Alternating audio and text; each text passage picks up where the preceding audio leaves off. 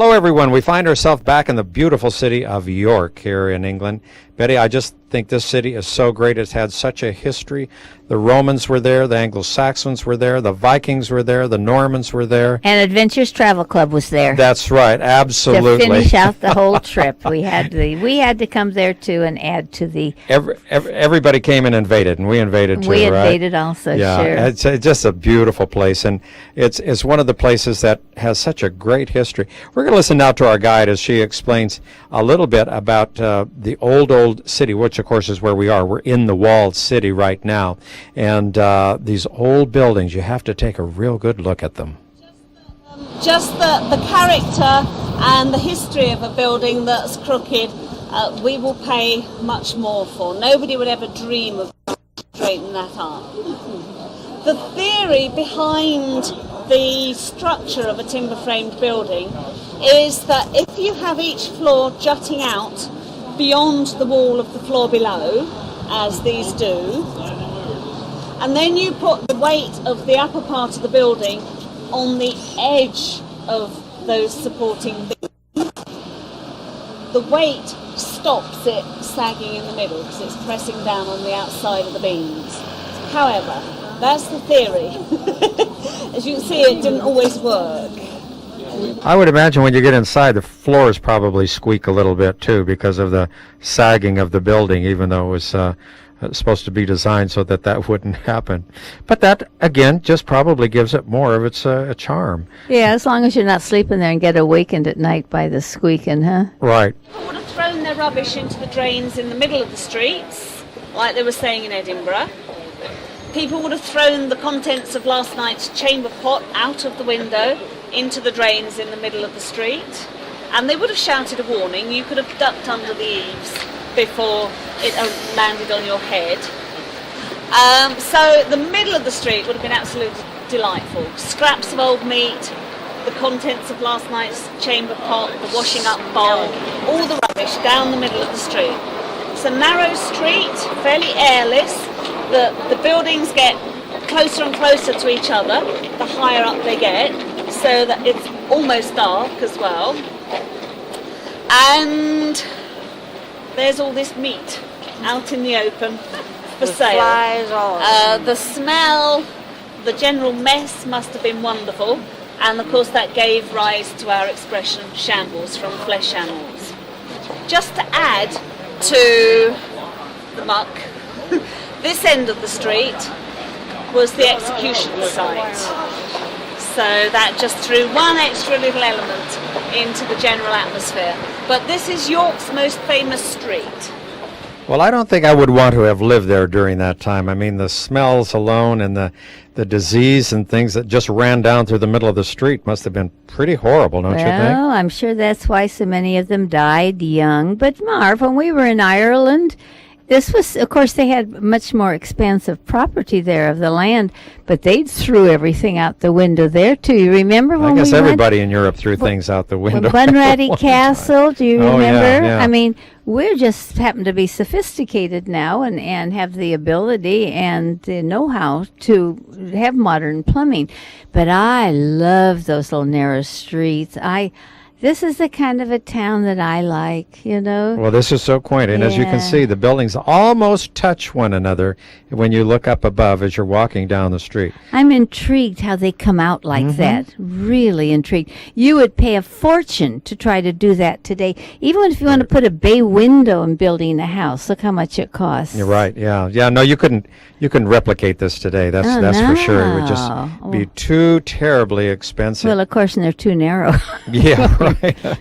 You know, it was in AD 71 that the Romans came into this area, and they set up a camp, and they had a fortress there. It probably had about 50 acres and a garrison of 6,000 soldiers. They were there for over 300 years, and then they left. And then, because they had to take all the Roman soldiers out and go fight in Gaul. Yeah. But, then King Arthur came along, and he controlled this area for some time.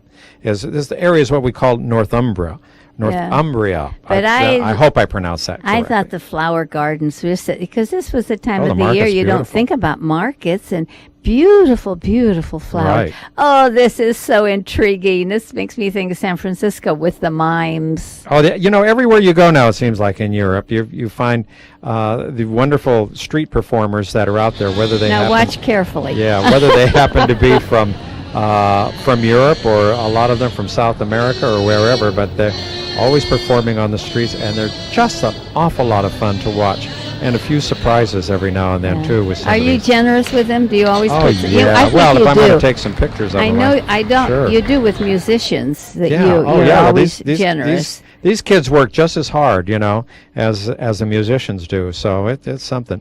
I want to say that as we wander down this street, there's also a street that where the Vikings were, and now they have redone that street. I didn't get a chance to get there, but the Viking warriors settled there, and when they settled there, they then became farmers. And so it was very interesting. But they were driven out in 954, and then the Norwegians came along, and then they were defeated. And King Harold II of England was the one that defeated them. So then we get into the Norman invasion and medieval York. And it says in the Domesday Book, census of 1086, that half of York was owned by the king and the other half by influential Normans. York prospered, and the rebuilding of the minster is what we're looking at right now. The cathedral was done. And so over the next 300 years, York became the second largest city in England, and it was the northern capital of England. Isn't this a Wonderful. beautiful building? Yeah. And there's Constantine himself. God help him. I mean, God bless him. He did not God help him. He helped God. I think he did. Yes, he did. He Right. was a big help. It's interesting how Christianity came there, because there was a princess that was going to get married to the new king, and she was Christian, right, Betty? Yeah, and then a bishop brought her. He accompanied her from where she was born and came down to where they were going to get married. So they built the little church to get Right. him married. And she had a great influence on him Right. because he converted. He did on Easter Day of 627. Yeah. And Paulinus was the fellow that you're talking about. He was a priest, and then he became the bishop there of what probably was a little wooden building, don't you suspect? Oh, it said, yeah. They told him, what else are they going to have? And it was at the last minute type thing to build the church to put a So wedding they could get in married, it. I But suspect. Marv, the thing that I find that's so interesting about the cathedrals, well, I get into it at a later time when we see more of what I Okay, want yeah, to be 'cause we will see talking some more in about, this show. okay? Mhm. Betty, I was going to say, during the reign of Henry VIII, of course, Henry divorced himself from the Church of Rome and made himself the head of the Church of England. And at that time, what happened, a lot of the monasteries which this was built upon, that's what it's called. Minster is a church that was built as a monastery and then became a church. A lot of them were sold. The churches and monasteries were sold to merchants and other people. That's what King Henry the VIII did, which was really too bad. Betty, I got a shot here, and I really kind of like this because inside the church that we see here, or the cathedral, as we should call it, because that's what it is, there's a little clock there, and I want you to listen to these little chimes from this clock. Oops.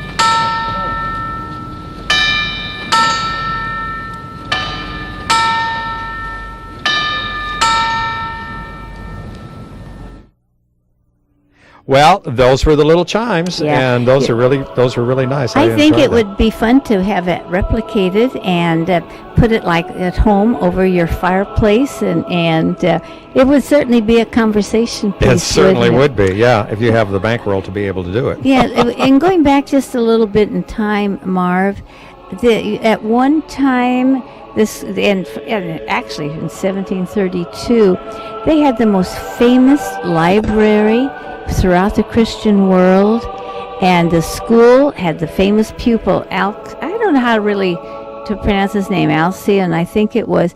They had books from the Latin fathers. They actually had Jerome, Augustine, and Gregory. It was truly the most important thing about the school was all of the magnificent texts that they had accumulated. Well, like we say, that had become the second largest cathedral or church at that time, in England, and it was very, very important. And we remember, when we were over in Clonmacnoise over in Ireland, how during the Dark Ages that monastery and the churches there were the repository of all of these great works, and they just kept literature and music and art alive. That man's astounded. I wonder He did have big eyes. I wonder when he was being Well, now carved, look at what he his was name shocked right at. here. It's Seville or Saville. Seville? How did I pronounce that I would correctly? think it's Seville. Yeah. Well, remember Saville Road? It was a the street barber? in, Was he the barber? No. That was an Italian guy. Yeah. That's a Spaniard, isn't it? The barber of Barber- Seville. Oh, you're right. It was. Yeah. I heard don't it know. sung in Italy, in Italian. That's probably right. Oh, yeah. Anyway. Well, that's I think they inappropriate. named a street after this guy. This guy was the guy that we just saw there. He was he was some big. He must have been a lord or big guy. something. Yeah. But they have a street or a district in England. Saville Road. That's what. Where That's all what of it was, right. all of the Smart the shops are, millineries and the Yeah. couturiers and stuff like that are couturiers. That's a really good word. I'll have to think about making that up now. Couturiers, okay? Okay, well now here it's later in the afternoon, and we heard the choir practice a little bit, but they came in. I thought, oh boy, this is great. I'm going to get some great shots of the choir here, and so I'll just move on up here because I'm shooting that from way back in the church. But then all of a sudden I kind of changed my mind because this guy's going to close the doors. He changed your mind for you, didn't he? Huh? Yeah, that was, But look which at the was too gates. bad. How Well, intricately beautiful. they are. Now that has to be done with iron and brass, and don't you do welding to do that? I imagine that was all probably in those days. It was probably all done by hand. I don't know. Well, how do you put them together? They had to, you put it together very carefully. With iron, but you'd have to heat something and Sure. melt it. Yeah, Okay. but that doesn't mean you. So you oh, can I have see torches. that type of welding. Okay, That's what I'm talking All right, about. right. You don't have to be so specific with me. I mean, isn't that a descriptive word? That's a very descriptive word. Okay, thank you. You're very welcome. Also, I wanted to mention that downstairs of the cathedral, where you can go. However, they didn't let us take any pictures down there. It looks like there's a whole city down there that's been excavated, and it's just absolutely a beautiful. Incredible. It's nice that they have all the vestments on display there. And this is called the chapter house. Now, this was designed a little bit differently than the rest of the church, and this is where the officials, the town officials and the church officials would meet, and this is where they would do all of the official things that they had to do. But now we have left the Munster, the church, the beautiful cathedral, and we are back at the Moat Hotel, and we're going to have a couple of libations before we get to, and you notice these women were all had little things on their heads there. They were celebrating, and some of our people got in with that too. It was like a bridal shower. And if you look out the window, you're going to look through the moat, or actually in the river, and you see these beautiful views up and down the river. Isn't that nice? Now these are these? I'm going to tell you that I'm asking you. Are these are just tourist boats that you go up and down? Sure. They're not a means of transportation. Yeah. And do you remember one year, Betty, when we were there, we walked down the river and we saw, I don't know if you were with, but a few of us did, and we saw the barges. And we saw the people, they had rented these barges, were living on them. And so one of the fellows that was with us says, I'd like to do that, but I'm afraid of all the locks. I mean, that you have to get open and close. Oh, and they're not easy. Well, this little lady, she was on there, and she looked up and she says, "Dearie, if I can do it, you can do it." Oh, how cute. It was cute. Oh. Anyway, you can do that. But It's we had lovely to see all of our people there enjoying themselves, having a good dinner meal. too, I tell you. It was really great. So many of them have come with me trip after trip after trip, and I appreciate them a lot. This particular evening, we had a birthday that we were going to celebrate. Well, one of the fellows who's been with us on many, many trips, and of course, I'm talking about Roland Hure, and so we wanted to surprise him a little bit with a little tiny cake, and there's the cake Look right at there, that. and then we're going to sing happy birthday to him. Thank you. Happy birthday to you. Happy birthday to Roland. Happy birthday to you.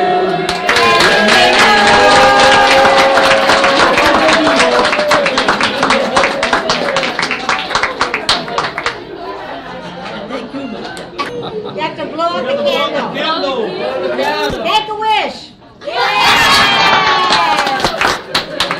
Well, that was really wonderful. That was a good celebration. And as Betty said, Roland has been with us on many, many, many trips. But now it's the next morning, and we have to leave because we're traveling down through the middle part of England, and we want to get down to Stratford-upon-Avon. But before we leave, we see a great big balloon, and that is one of the hot air balloons. Is early in the morning, and that's another way to take a beautiful, beautiful look at the city and the countryside, and they have that all over the place, you know. I wasn't quite sure whether that was an advertising balloon Nope. or it's really a money-making project. It was a little tourist, yeah. You know, somebody to I'd be do that. scared What? to go up in one of those.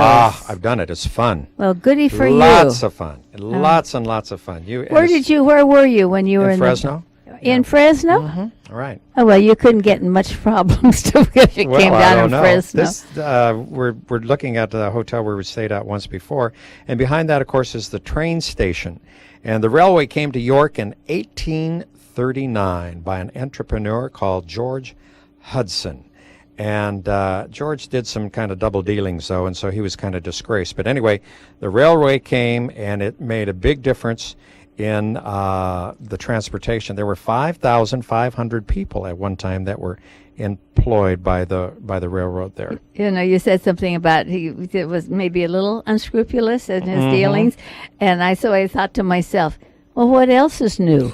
I mean, it goes back unfortunately, through time. too much we of that still today. have that today. Yeah, Yes, we do. You know, before we get to Stratford, though, we're going to make another stop, and a place that I really like, and I know Betty likes it too, because statue of one of her favorite people there, Lady Godiva. It's an interesting story. The story. I know the story is really. I think the story is really great. And of it's Lady Godiva. it's true. It is a true story. It's not a fairy tale. Right, no, not at all. Anyway, we're going to see her statue a little bit. We'll be talking about that a little bit. But we want to show you that, you know, this was bombed out during World War II.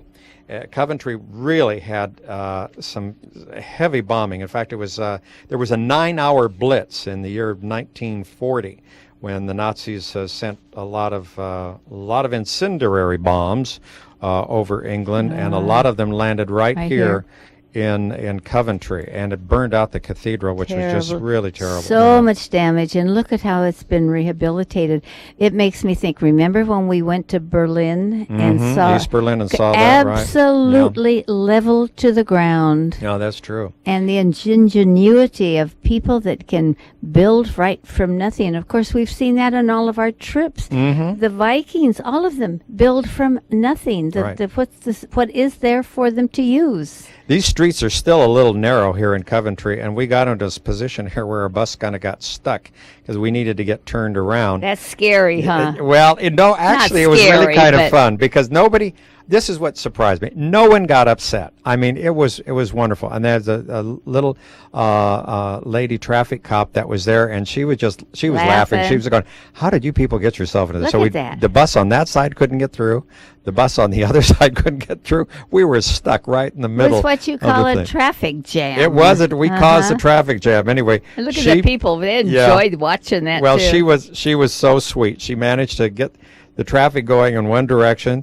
And this was in the morning. She was just laughing. She was having a good time with it. You sure have to congratulate your bus drivers. Oh, they marvelous. have to be the best. All of our drivers, wherever we go, they're fantastic. Well, they are the best. They have to pass rigid tests for it. Right. And now excuse me, Betty, I was just going to say while we're looking at here, this is the new cathedral, and this is St. Michael's, and you can see here the statue of St. Michael, and he's standing, of course, over the devil.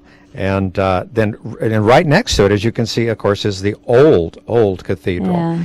And I wanted to say that it was about 7:10 p.m. when the air raid siren sounded, as it did on a lot of different occasions. And the people of Coventry had no idea. They didn't suspect that what was coming, this devastating attack on the city.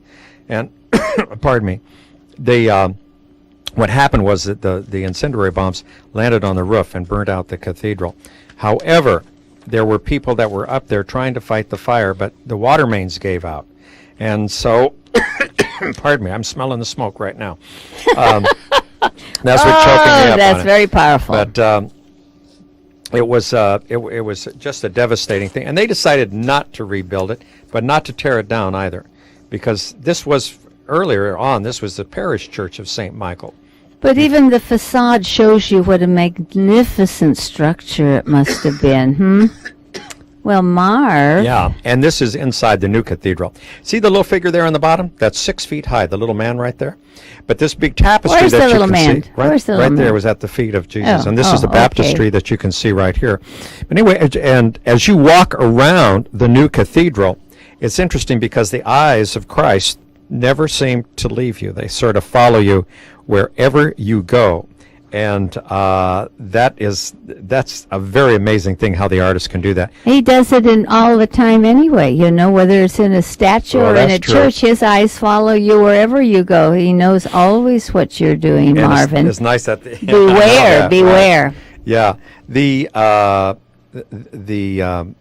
right after the next morning, after the bombing on the old cathedral, the priest there made a cross from 2 charred oak beams that had fallen down, and there were also a cross of nails that were made as well.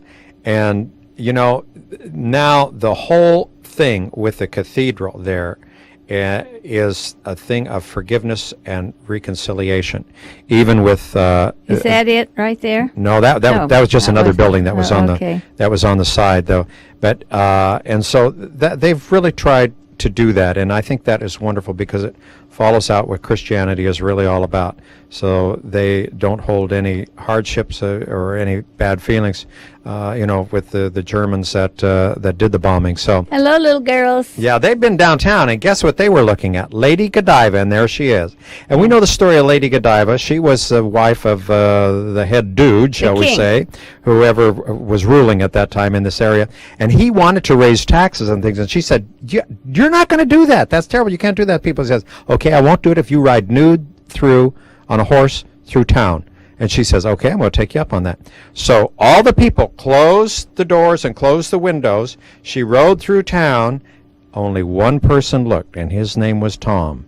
And that is the original Peeping Tom.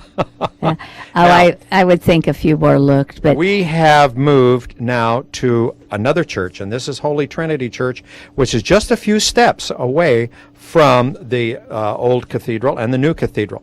And what we're looking at here is a painting that was just restored in September of 2004. So we were able to get a very, very good look at it. They actually give you binoculars on this. But look at what it is, how it describes what they're looking at. Well, they're looking at heaven and hell and the judgment. It's the last judgment, and it's typical of the Vatican. I mean, not typical. It's not like Michelangelo's, but the whole story is there of. Actually, Betty, this painting was done 50 years before the painting of the Last Supper.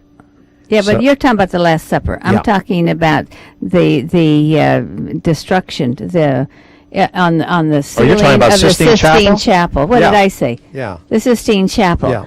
The Last Judgment is. Yeah, which is one of the paintings up, that's up there. But anyway, this they had just really had done this. They tried to restore it before, and in the restoration work, they made it worse.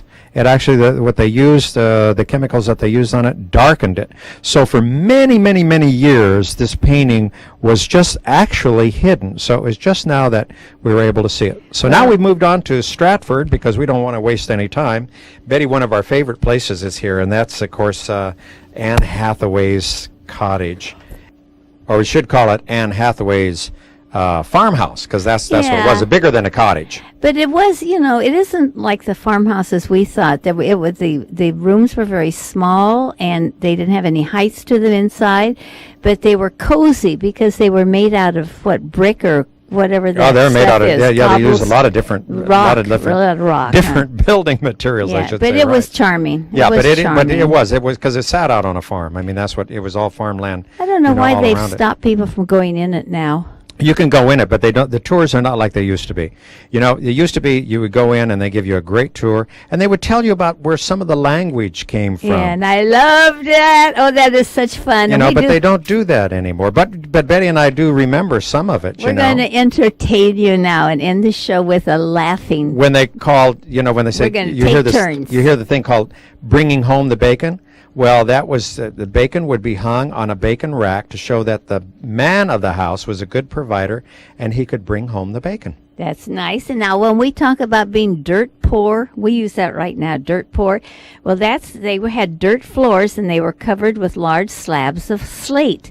If you couldn't afford slate, you were dirt poor. Chewing the fat. The host would offer his guest a small piece of bacon fat to eat while they had a conversation, and they would call that chewing the fat. Yeah. Upper crust. The top of the loaf was sliced off and saved for guests who referred to as the upper crust because they were a cut above the rest. And you heard the expression, you know, I want to have a square meal. Well, food was served on a square wooden plate, which was called a trencher. And so, but, you know, on special occasions, Betty, they had the blue plate special, and that was, on special occasions, a meal was served on blue willow pattern china. So that became known as the blue plate Blue special. Plate special. How about that? Now, I like this one. We talk about when we come into our home today, it's called the threshold. You carry, the bride is carried over the threshold. Right. Well, that word came from a piece of wood laid across the bottom of the door to keep the straw floor covering inside the room instead of going out. The straw stayed there. So that was thresh. You know how you get straw? Right. You thresh it. And So, yeah, I don't think you get that. the other thing is that they didn't change that straw very often. That straw was on the floor a lot of times, and the animals would run inside. The little babies would be inside, and everybody used that. Floor became pretty dirty, Yeah, and so they'd have to change that straw now and then. You know, I've got one other one. Burn the Okay. candle at both ends. Yeah, we try to do that, don't we? If you dip the length of bulrush in tallow, then place it horizontally on a special light holder, you could burn the candle at both ends. Listen, if you're interested in the trips that Betty has coming up, give her a call at 559-488-7443. That's about all. We'll see you back in England next time. Bye-bye for now. Bye-bye.